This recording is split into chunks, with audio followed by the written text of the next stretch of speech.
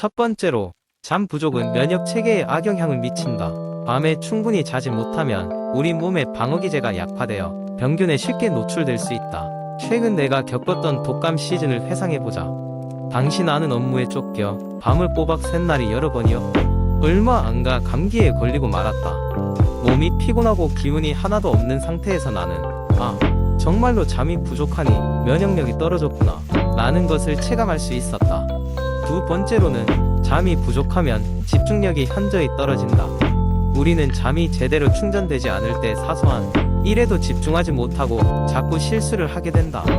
어느 날은 직장에 업무 보고서를 준비하는 중이었는데 가끔 문장을 읽고도 그 뜻을 이해하지 못하는 내 자신을 발견했다. 그때가 바로 제가 잠을 설치고 출근했을 때였다. 스스로 이런 내 모습을 체험하고 나니 집중력은 절대로 허투루 보낼 수 없는 것이었다. 세 번째, 불면증이 지속되면 감정 조절 능력이 저하될 수 있다. 얼마 전 내가 직접 경험한 이야기로 가져가 보자. 학생 시절 시험 기간이었는데 밤을 새워가면서 공부했다. 하지만 다음 날은 언제나 피곤함으로 시작됐고, 그로 인해 사소한 일에도 짜증을 내게 됐다. 주위 사람들은 내 기분 변화에 적잖이 당황했던 것을 떠올려보면 정말 부끄러웠던 기억으로 남아있다. 네 번째로는, 잠이 부족하면 식욕이 부조화 상태에 빠질 수 있다. 잠을 제대로 자지 못하는 날에는 배고픔을 더 자주 느끼거나 반대로 식욕이 아예 사라지기도 한다. 한 번은 밤새 일을 했던 날, 아침에 아침 식사조차 먹고 싶지 않았다. 피곤이 극에 달하자 몸은 이미 지쳤고 입맛도 없어진 것이다. 그 순간 매번 부모님이 음식 잘 챙겨 먹고 다녀라 하시던 말씀이 떠올랐다. 다섯 번째는 기억력 저하다.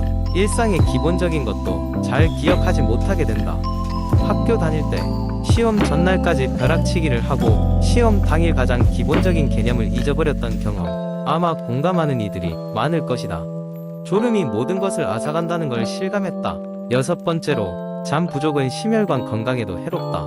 최악의 경우 심장 질환의 위험을 증가시킬 수 있다. 친구의 아버지가 고혈압으로 병원에 입원하셨을 때 의사분이 하신 말씀이 생각났다. 꾸준한 수면 패턴을 유지하지 못하는 것이 원인이 될 수 있었다며 수면의 중요성을 더욱 강조하셨던 것이다. 마지막으로, 수면 부족은 피부의 노화를 촉진할 수 있다. 꾸준한 수면으로 얻을 수 있는 피부 재생이 되지 않아서 푸석푸석해지고 탄력을 잃기 쉽다. 가끔 거울을 보면 전날 잠을 제대로 못 잤을 때와 피부 상태가 너무 다른 걸 보고 놀라기도 한다. 아무리 바쁘고 많은 일을 해내야 한다고 해도 결국 건강이 우선이라는 것을 매번 일깨워주는 잠 부족의 무서운 결과들, 우리 모두 충분히 잘 자는 것이 얼마나 중요한지를 잊지 말아야겠다. 두 번째 이야기한 회사의 이름 모를 사무실. 언제나 그렇듯 이날도 조용했다. 형형색색의 넥타이를 맨 사람들이 컴퓨터 화면 앞에 앉아 끝없는 타자 소리로 하루를 시작했다. 그 중에서 김철수라는 이름을 가진 사내가 있었다. 그는 몇 년째 사무실에서 앉아서 일하는 것으로 유명했다. 아침 9시부터 저녁 6시까지 많은 시간을 의자에 앉아 보내는 그에게 하루에 피로는 당연히 몸 여러 곳에 쌓여만 갔다. 요즘 허리가 좀 아프네. 신경을 써야 할 것 같은데. 사무실에서 몇 번의 경험으로 인해 허리와 어깨의 통증을 자주 느끼던 철수가 중얼거렸다. 그러던 중 점심시간 즈음 동료 박씨가 철수를 찾아왔다. 철수씨, 요즘 허리가 안 좋다고 들었는데 스트레칭 한번 해보는 게 어때? 박씨는 앉아서 일하는 고충을 해결하기 위해 여러가지 스트레칭을 배운 경력을 가지고 있었다. 아니, 스트레칭 뭐 어떻게 하는 건데? 시간이 되나? 철수는 처음 들은 이야기처럼 물었다. 간단해. 5분이면 되니까 내가 알려줄게. 박씨의 말에 철수는 고개를 끄덕였다. 점심시간 후 박씨는 철수를 자리에서 일으켜 세웠다. 자, 일단 머리부터 간단하게 돌려보자고. 시계 방향으로 천천히 돌려봐. 철수는 박씨의 지시에 따르며 머리를 천천히 돌렸다. 처음에는 어색했지만 몇 바퀴 돌리자 몸이 조금씩 풀리는 느낌이 들었다. 그리고 양 어깨를 한번 으쓱으쓱 올렸다 내렸다 해봐. 어깨가 많이 뭉쳤을 거야. 철수는 이번에도 박씨의 안내에 따라 어깨를 으쓱거리며 따라하였다. 몇 번의 동작으로 어깨 주변이 조금씩 시원해지는 느낌이 들었다. 이제 허리를 돌려볼까? 천천히 좌우로 돌려주면서 숨도 깊게 쉬어봐. 철수는 허리를 돌리며 한숨을 깊이 내쉬었다. 그 순간 피로가 풀리는 것이 몸 곳곳에서 느껴졌다. 몇 가지 동작을 더 마친 후 철수는 만족스러운 얼굴로 말했다. 생각보다 쉽네. 그리고 몸이 좀 가벼워진 것 같아. 박 씨는 미소를 지었다. 계속 앉아서 일하다 보면 자세가 안 좋아지고 몸도 금방 피곤해져.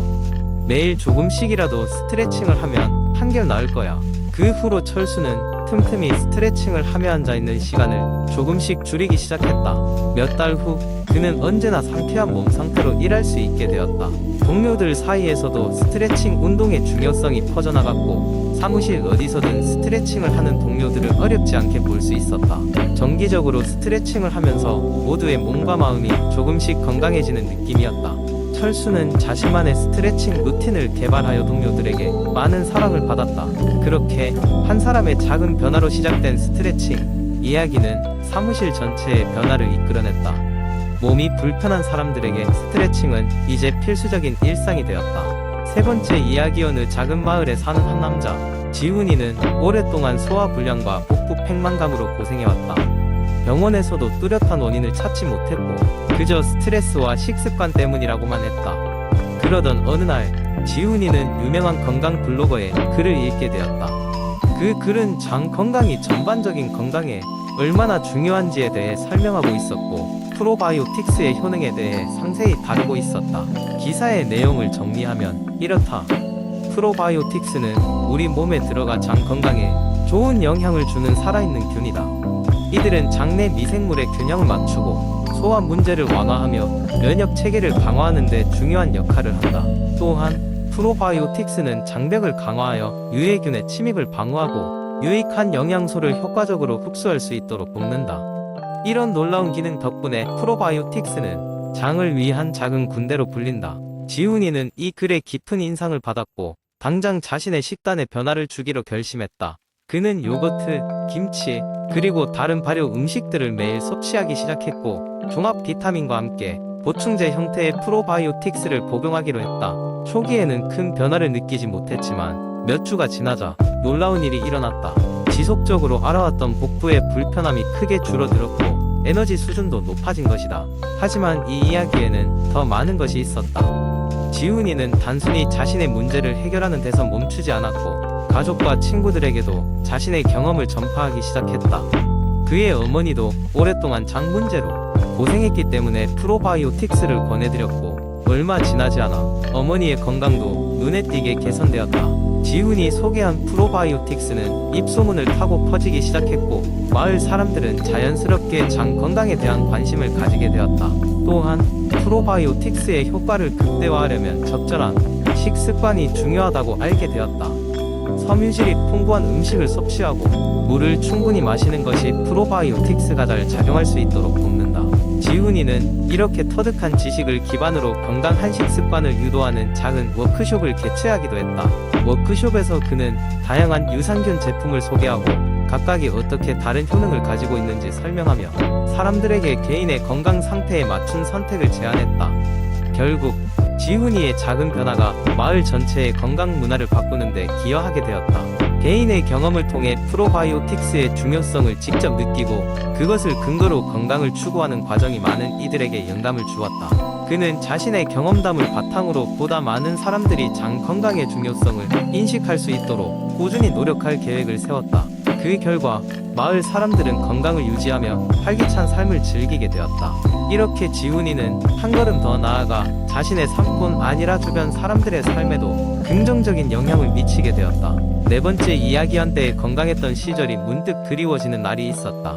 어느 날 아침 찬바람이 유난히 쌀쌀하게 느껴지던 날이었다.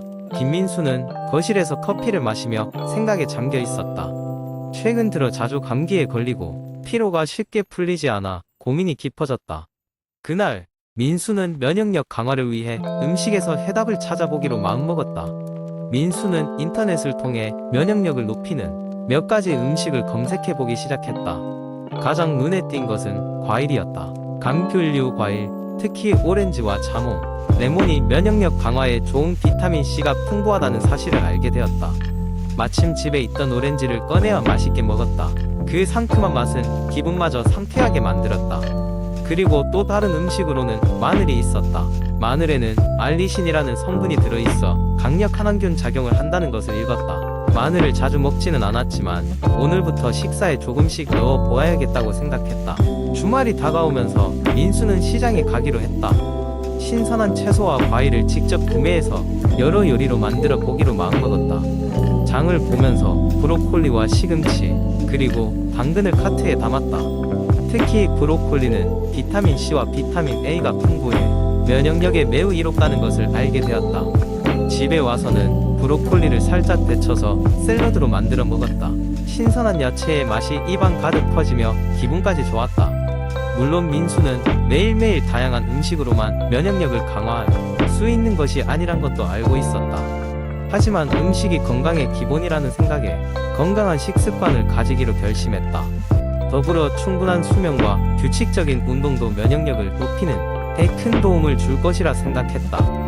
날이 갈수록 민수는 자신의 생활 습관에 많은 변화를 주었다.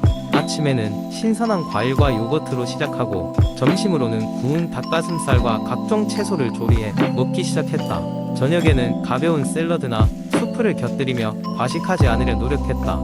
몇 주가 지나자 민수는 확실한 변화를 느끼기 시작했다. 감기로 고생하던 날들이 점점 줄어들었고 아침마다 느껴지던 피로감도 줄어드는 것 같았다. 가장 큰 변화는 몸에 활력이 돈다는 점이었다. 그의 새 식단과 생활 패턴은 면역력을 강화시켜 주었고 이는 서서히 일상 속의 소소한 즐거움으로 변화되고 있었다. 그리고 민수는 깨달았다. 건강한 삶을 위한 식습관은 단지 어떻게 먹느냐의 문제가 아니라 어떻게 살아가느냐의 문제라는 것을 오늘도 그는 면역력을 위한 샐러드 한 접시를 만들며 자신만의 건강 비법을 조금씩 쌓아가고 있었다.